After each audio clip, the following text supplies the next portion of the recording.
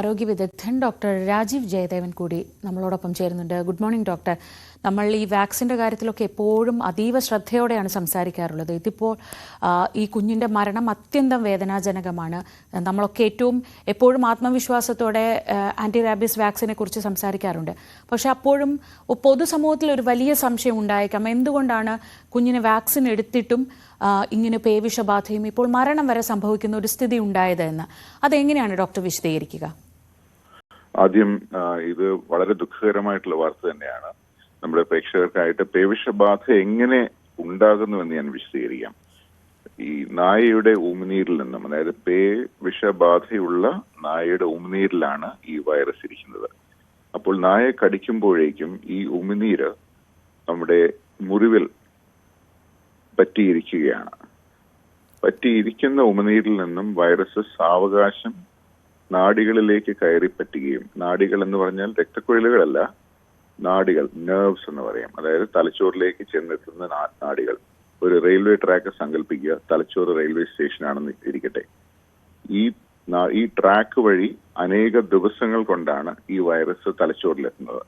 അതിനു മുൻപ് അതിനെ നമുക്ക് നിർവീര്യമാക്കാൻ സാധിക്കുക എന്നുള്ളതാണ് വാക്സിനേഷൻ കൊണ്ട് ഉദ്ദേശിക്കുന്നത്.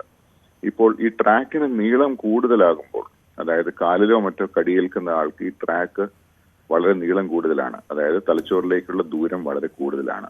അപ്പോൾ വൈറസിന് അവിടെ എത്താൻ അത്രയും ദിവസങ്ങൾ, ചിലപ്പോൾ ആഴ്ചകൾ തന്നെ വേണ്ടി വന്നേക്കാം.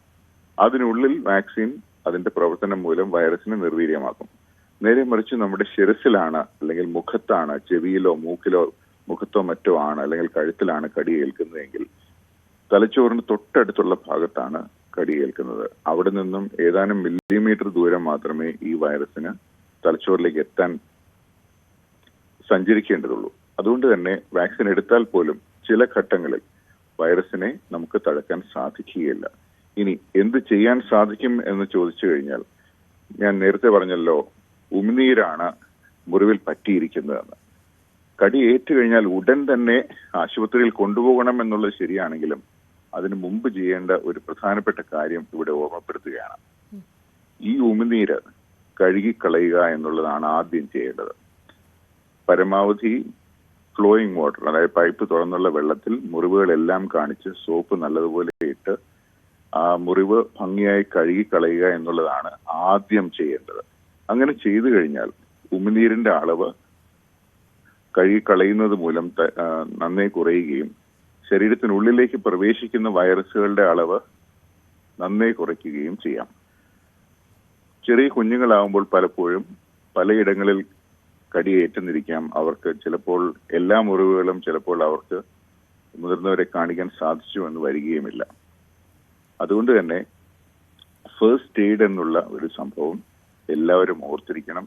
കുഞ്ഞുങ്ങളാണെങ്കിലും മുതിർന്നവരാണെങ്കിലും കടിയേറ്റു കഴിഞ്ഞാൽ, അതിപ്പോൾ നായ തന്നെ ആകണമെന്നില്ല, പൂച്ചയുടെ മാന്ത് കിട്ടിയാൽ പോലും അതിൽ നിന്നും വളരെ എളുപ്പം നമുക്ക് പേവിഷബാധ ഉണ്ടാകാം. കാരണം പൂച്ചയുടെ നഖത്തിന്റെ അറ്റത്ത് റേബീസ് വൈറസ് ഉണ്ടാകും. കാരണം പേവിഷബാധയുള്ള പൂച്ചകൾ ധാരാളമുണ്ട്.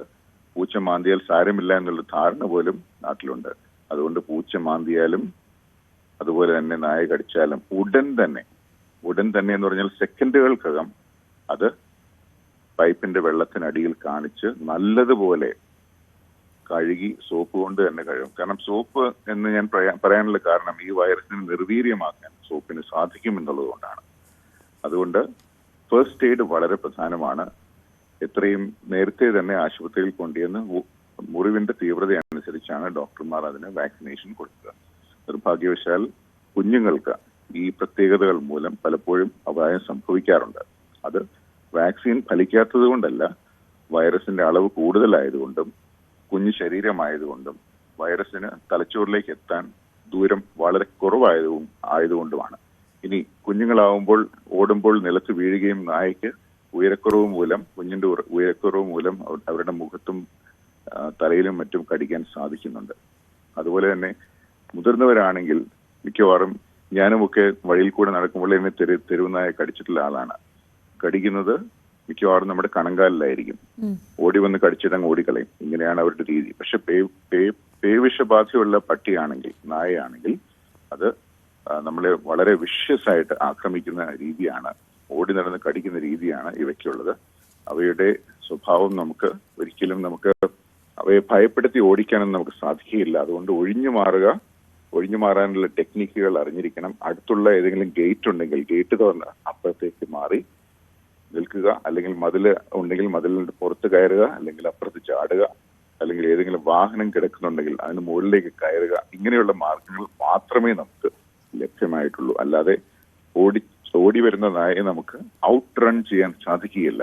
നായേക്കാൾ വേഗത്തിൽ ഓടാൻ മനുഷ്യന് സാധിക്കുകയില്ല. നിർഭാഗ്യവശാൽ ഇതൊക്കെയാണ് നമ്മുടെ ജീവിത സാഹചര്യങ്ങൾ. ഈ ഒരു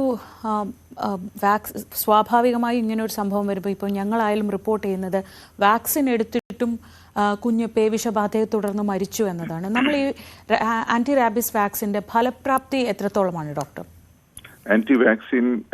ആന്റി റേബീസ് വാക്സിന്റെ ഫലപ്രാപ്തി കൃത്യമായ ഡോസുകളിൽ കൃത്യമായ അളവിൽ എടുത്തു കഴിഞ്ഞാൽ വളരെ ഉയർന്ന ഫലപ്രാപ്തിയാണ് അതിനുള്ളത്. പക്ഷേ അതിന് എക്സെപ്ഷനായിട്ട് നിൽക്കുന്നത് ഇങ്ങനെയുള്ള സാഹചര്യങ്ങളാണ്.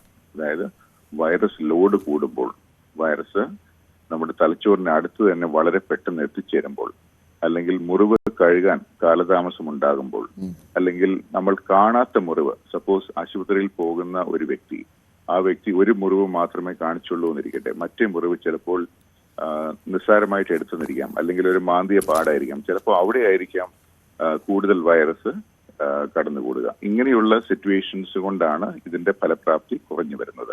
ശരി ഡോക്ടർ, വളരെ നന്ദി ഇത്ര വിശദമായി കാര്യങ്ങൾ പറഞ്ഞു തന്നതിന്. ഡോക്ടർ രാജീവ് ജയദേവനാണ് ഇക്കാര്യങ്ങൾ വിശദീകരിച്ചത്. പ്രേക്ഷകരുടെ അറിവിലേക്ക് ആന്റി റാബീസ് വാക്സിൻ വളരെയേറെ ഉയർന്ന ഫലപ്രാപ്തിയുള്ളൊരു വാക്സിനാണ്. പക്ഷേ ചില ദൗർഭാഗ്യകരമായ ഇത്തരം സാഹചര്യങ്ങളിൽ, സന്ദർഭങ്ങളിൽ വാക്സിൻ ഗുണം ചെയ്യാതെ, ഫലം ചെയ്യാതെ പോവും. അങ്ങനെ നിർഭാഗ്യകരമായൊരു അവസ്ഥയാണ് ഈ കുഞ്ഞിനെ സംബന്ധിച്ചുണ്ടായത്. അനീഷ് തുടരുന്നുണ്ട്. അനീഷ്, ഇപ്പോൾ ഡോക്ടർ വ്യക്തമാക്കുകയുണ്ടായി ഈ എന്തുകൊണ്ടാണ് വാക്സിൻ എടുത്തിട്ടും കുഞ്ഞ് മരിക്കുന്ന ഒരു സാഹചര്യം ഉണ്ടായത് എന്ന് വ്യക്തമാക്കുകയുണ്ടായി. പക്ഷെ അപ്പോഴും ഇന്നലെ ഈ കുട്ടിയുടെ അച്ഛനും അല്ലെങ്കിൽ ബന്ധുക്കളുമൊക്കെ വേണ്ട വിധത്തിൽ കുഞ്ഞിനെ ചികിത്സ നൽകിയില്ല എന്നൊരു ആരോപണം ഉന്നയിക്കുന്നുണ്ട്. അതിൽ എത്രത്തോളം കഴമ്പുണ്ട്?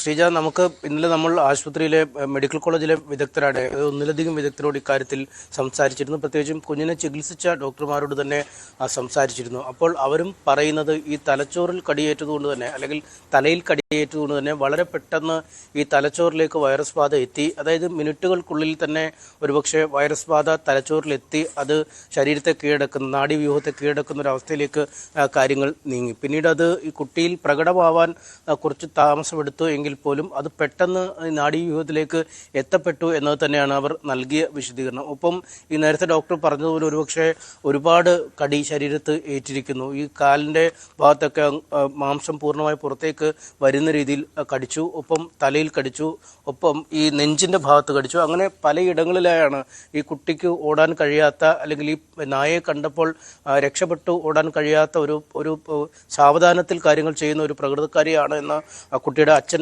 പറഞ്ഞിരുന്നു. അതുകൊണ്ട് ഈ കുട്ടിയുടെ ശരീരത്തിൽ ഒരുപാട് ഇടങ്ങളിൽ കടിച്ചിരിക്കാം. ആ മുറിപ്പാടുകളൊക്കെ കൃത്യമായി ഒരുപക്ഷെ കണ്ടെത്താൻ കഴിയുകയോ ഈ നായ മാന്തുന്ന പോലുള്ളൊക്കെ അങ്ങനെ പല രീതിയിലായിരിക്കാം ഈ കാര്യങ്ങൾ സംഭവിച്ചിരിക്കുന്നത്. അതുകൊണ്ട് തന്നെ ആവാം. കാരണം ആദ്യ മണിക്കൂറുകളിൽ തന്നെ വാക്സിൻ എടുത്തു, പിന്നീട് വിദഗ്ധ ചികിത്സയ്ക്കായി മെഡിക്കൽ കോളേജിൽ എത്തിക്കുന്നു, അവിടെ കൃത്യസമയത്ത് വാക്സിനേഷൻ നടത്തുന്ന ഒരു സാഹചര്യമുണ്ട്. അതുകൊണ്ട് വാക്സിനേഷൻ എടുക്കാതിരുന്നു എന്നത് ഇക്കാര്യത്തിൽ വരുന്നില്ല. ഈ ഡോക്ടർ പറഞ്ഞതുപോലെ തന്നെയാണ് മെഡിക്കൽ കോളേജിലെ അധികൃതരും വ്യക്തമാക്കിയത്. ചില സമയങ്ങളിൽ ഈ ആന്റി റാബീസ് വാക്സിൻ ഫലപ്രദമല്ലാതെ വരുന്ന സാഹചര്യങ്ങളുണ്ട്. പ്രത്യേകിച്ചും ഈ മുഖത്തോ ചെവിയിലോ മൂക്കിലോ ഒന്നുമല്ല, കൃത്യമായി തലയിലാണ് ഈ കടിയേറ്റത്. അതുകൊണ്ട് തലയിൽ നിന്നും തലച്ചോറിലേക്കുള്ള ദൂരമെന്ന് പറഞ്ഞാൽ വളരെ ചെറുതാണ്. ഈ സഞ്ചരിക്കാനുള്ള സമയദൈർഘ്യമൊക്കെ വളരെ കുറവാകുന്ന ഒരു സാഹചര്യമുണ്ട്. അതുകൊണ്ട് തന്നെയാണ് ഇങ്ങനൊരു സംഭവം നടന്നതെന്ന് അവർ പറയുന്നു. പിന്നീട് ഈ ഫസ്റ്റ് എയ്ഡ്, പ്രാഥമിക ശുശ്രൂഷയൊക്കെ നൽകിയതുമായി ബന്ധപ്പെട്ട ഒരു കൃത്യമായ വിവരമൊന്നും അവരുടെ ഭാഗത്തും ഉണ്ടായില്ല. നമുക്കറിയാം ഈ തലയ്ക്ക് മറ്റുമൊക്കെ പരിക്കേൽക്കുമ്പോൾ ഒരുപക്ഷെ വെള്ളത്തിൽ കഴുകാനും നിൽക്കാൻ സാധ്യത. ഒരുപക്ഷെ തലയിൽ ഇത്രയും വലിയ മുറിവൊക്കെ ഉള്ളപ്പോൾ അത് ഈ പറയുന്ന ഒഴുകുന്ന വെള്ളത്തിൽ കഴുകുന്നതിനെ കുറിച്ചൊന്നും ഒരുപക്ഷെ വീട്ടുകാരോ അവരോ ചിന്തിച്ചു കാണില്ല. പക്ഷേ ഏറ്റവും ദൗർഭാഗ്യകരമാണ് ഒരു കുഞ്ഞിൻ്റെ മരണം, അതും തെരുവ് നായ കടിച്ച് പേവിഷബാധയേറ്റ്. നമ്മുടെ കേരളം ആരോഗ്യപരമായി വളരെ മുന്നിലാണ്. ഇത്തരം തെരുവുനായ ആക്രമണമൊക്കെ ഉണ്ടാകുമ്പോൾ പോലും റാബീസ് വാക്സിൻ, ആൻറ്റി റാബീസ് വാക്സിനൊക്കെ എടുത്ത് ജീവൻ നഷ്ടപ്പെടുന്ന ഒരു സാഹചര്യം ഉണ്ടാകാറില്ല. പക്ഷേ ഇത് അത്യന്തം ദുഃഖകരമാണ്, ഒരു കുഞ്ഞിൻ്റെ ജീവൻ ഇങ്ങനെ നഷ്ടപ്പെട്ടു എന്ന് പറയുന്നത്. നേരത്തെ ഡോക്ടർ രാജീവ് ജയദേവൻ പറഞ്ഞതുപോലെ തന്നെ പേവിഷബാധയേറ്റ ഒരു നായയോട് നമുക്കൊരിക്കലും നേരിട്ട് നിൽക്കാനാവില്ല. എത്രയും പെട്ടെന്ന് അവിടെ നിന്ന് ഒഴിഞ്ഞു മാർഗം മാത്രമാണ് ചെയ്യാനുള്ളത്. ഇനി അഥവാ അത്തരത്തിൽ തെരുവുനായയുടെ ആക്രമണം ഉണ്ടായാൽ ഏറ്റവും ആദ്യം ചെയ്യേണ്ടത് ആ മുറിവ് കഴുകി വൃത്തിയാക്കുക എന്നതാണ്. അങ്ങനെ ഏറ്റവും ദൗർഭാഗ്യകരമായ ഒരു സംഭവം ഉണ്ടായെങ്കിൽ പോലും ഇനി ഇത്തരം സംഭവങ്ങൾ ഇല്ലാതിരിക്കാൻ നമുക്ക് ശ്രദ്ധിക്കാം. അനീഷാണ് വിശദമായ വിവരങ്ങൾ കോഴിക്കോട് നിന്ന് നൽകിയത്. നമ്മൾ